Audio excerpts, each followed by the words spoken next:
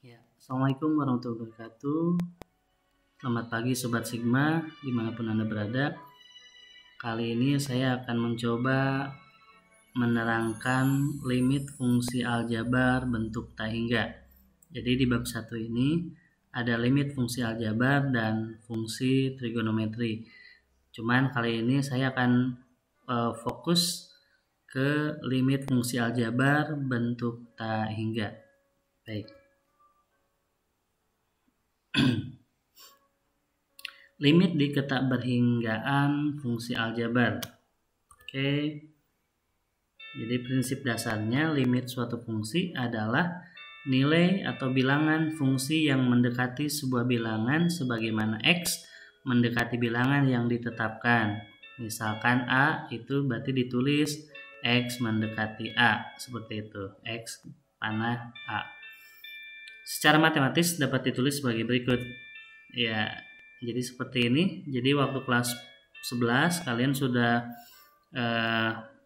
mengetahui bentuk fungsinya. Kita langsung saja. Nah, jadi kalau limit X mendekati tak hingga berarti A nya adalah tak hingga gitu. Fungsinya ini 1/X. Oke, kita lanjut. Oke. Jadi konsepnya adalah ketika X-nya 1, maka kalau fx-nya itu ada 1/X maka 1. Jika X-nya 10, maka 1/X-nya adalah 0,1. Terus sampai mendekati X mendekati tak hingga, maka X-nya mendekati 0. Berarti dapat disimpulkan bahwa limit X mendekati tak hingga dari 1/X, maka jawabannya adalah mendekati 0. Oke, kita langsung saja.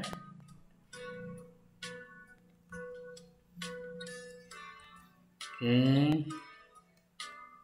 untuk grafik. Oke, sekarang hitunglah limit dari X mendekati tak hingga dari 6 plus 1/X.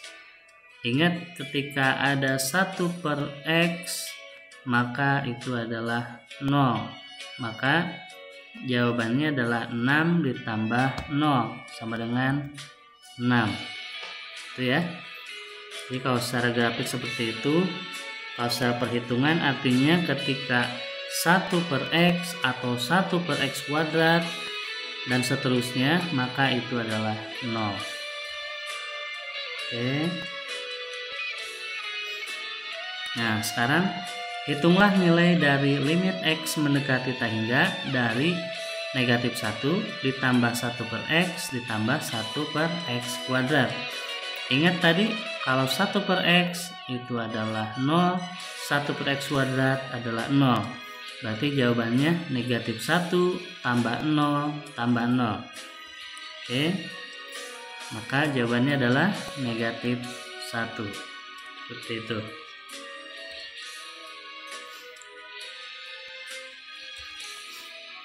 Nah, sekarang penentuan limit di ketakberhinggaan fungsi rasional. Bentuknya seperti ini. Jadi limit X mendekati tak hingga dari fx per gx, di mana fx dan gx itu adalah bentuk fungsi polinomial, artinya adalah fungsi perpangkatan. Kemudian trigonometri atau campuran keduanya. Oke. Kita langsung saja ke contoh soal. Hitunglah setiap limit berikut. Nih, limit X mendekati tak hingga dari 3X kuadrat dikurang 4 per 2X kuadrat ditambah X ditambah 1. Untuk yang A. Kemudian yang B juga sama. Limit X mendekati tak hingga dari 4X pangkat 5 ditambah 6X kuadrat dikurang 7 per X pangkat 5 plus 7X pangkat 3 plus 3. Nah, pembahasannya seperti ini ya. Jadi nanti kita akan menggunakan dua cara. Oke. Pertama, Bapak akan menjelaskan menggunakan rasa. Rasa itu artinya cara biasa.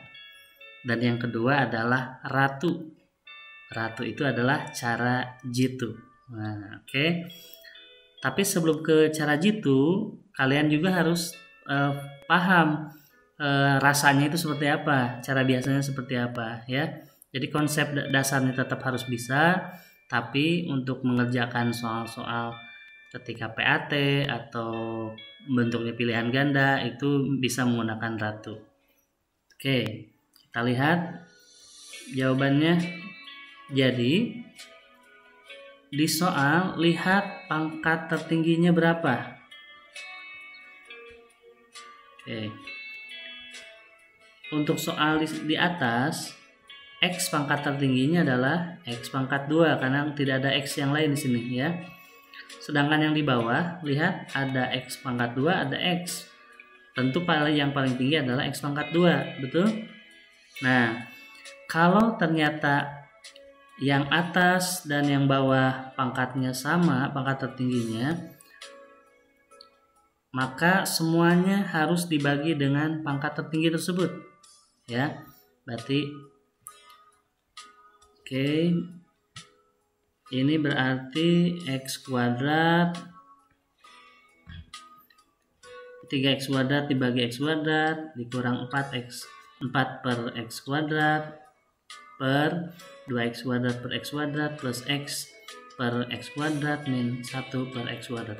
Jadi semua bilangan ini dibagi dengan pangkat tertinggi. Karena pangkat tertingginya X kuadrat, maka dibagi dengan X kuadrat. Oke, maka ini hasilnya adalah menjadi 3 dikurang 4X kuadrat per 2 ditambah 1 per X dikurang 1 per X kuadrat. 3 tahu kan dari mana? Karena X kuadrat bagi X kuadrat kan habis, ya, dicoret.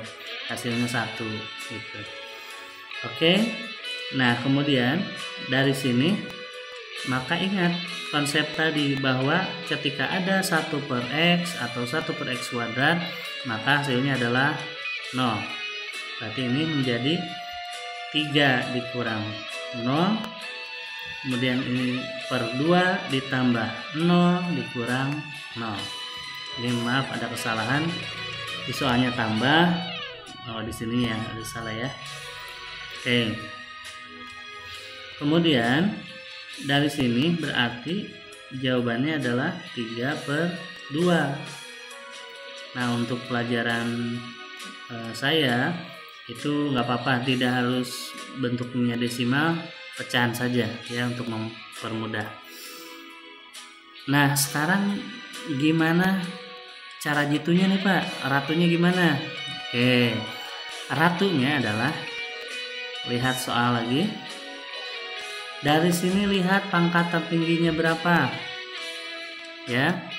Pangkat tertingginya adalah X kuadrat. Kalau sama-sama pangkat tertingginya X kuadrat, maka langsung lihat koefisiennya saja. Berarti yang ini koefisiennya 3, yang bawah koefisiennya 2. Berarti jawabannya adalah 3 per 2. Bisa, ya? Oke, sekarang lihat yang B. Kalau cara biasanya seperti ini, sekarang kita pakai cara jitunya, pakai ratu nih. Oke, ratunya berarti lihat pangkat tertinggi. Berapa pangkat tertingginya? Berarti pangkat tertingginya adalah X pangkat 5. Di bawah juga X pangkat 5.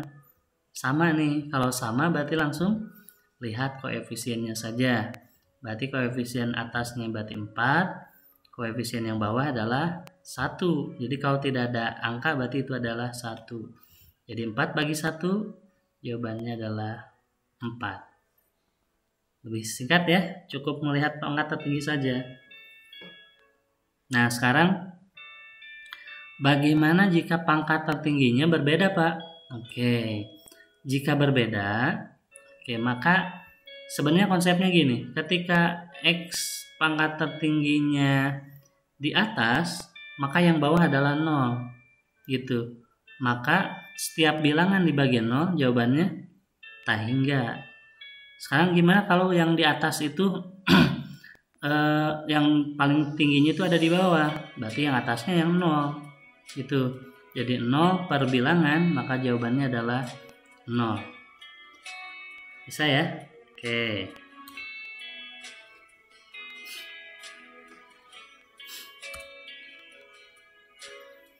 Sekarang bagaimana jika limit X mendekati tak hingga dari 2 dikurang 3X dibagi X ditambah 4 dipangkatin dengan 3. Nah, ini berarti gimana nih Pak?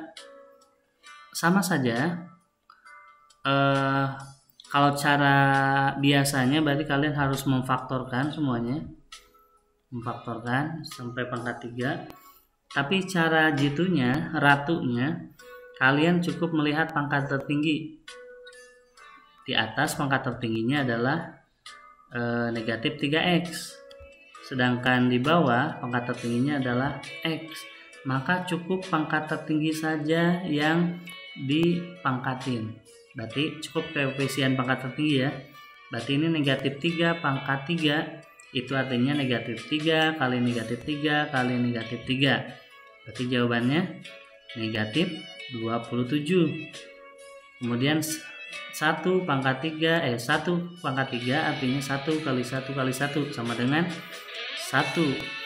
Berarti negatif 27 dibagi 1, jawabannya adalah negatif 27. Kita lihat jawabannya sama ya, negatif 27. Bisa? Oke, sekarang gimana nih Pak kalau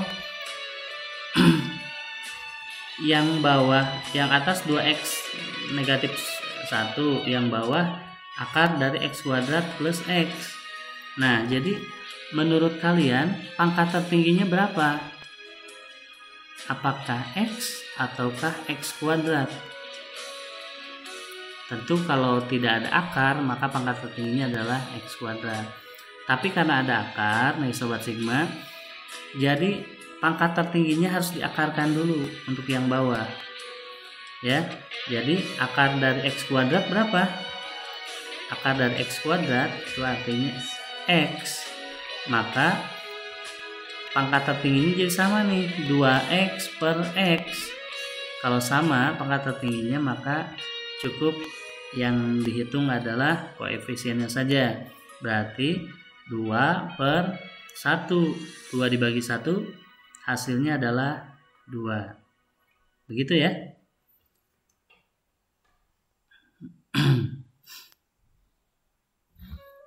Nah, sekarang ini nomor C gimana nih Pak? Kok semakin banyak akarnya? Sama aja, pada prinsipnya adalah kalau ada akar, maka pangkat tertingginya diakarin dulu. Semua yang ada di akar, akarin dulu pangkat tertinggi. Oke. Berarti untuk yang ini X kuadrat, pangkat tertingginya berarti diakarin jadi X. Kemudian 4X kuadrat diakarin jadi 2X. Kemudian 9X kuadrat diakarin jadi, akar dari 9 kan 3, terus akar dari X kuadrat adalah X, jadi 3X. Kemudian 4X kuadrat diakarin jadi 2X. Oke, berarti cukup ditambahkan yang atas. X ditambah 2X menjadi 3X. Yang bawah juga sama, 3X ditambah 2X jadi 5X. Berarti 3X per 5X. Maka langsung koefisiennya saja. Jadi 3 per 5. Tuh ya. Oke, berikutnya.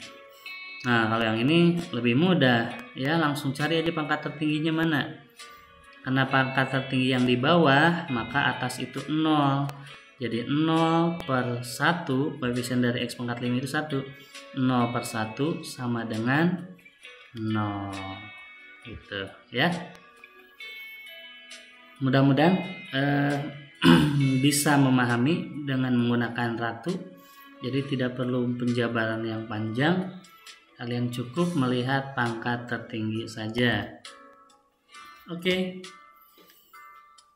Untuk lebih menguasai materi, silakan kalian bisa mengerjakan soal di LKS 3 buku paket Erlangga halaman 29 sampai 30 ya. 29 sampai 30.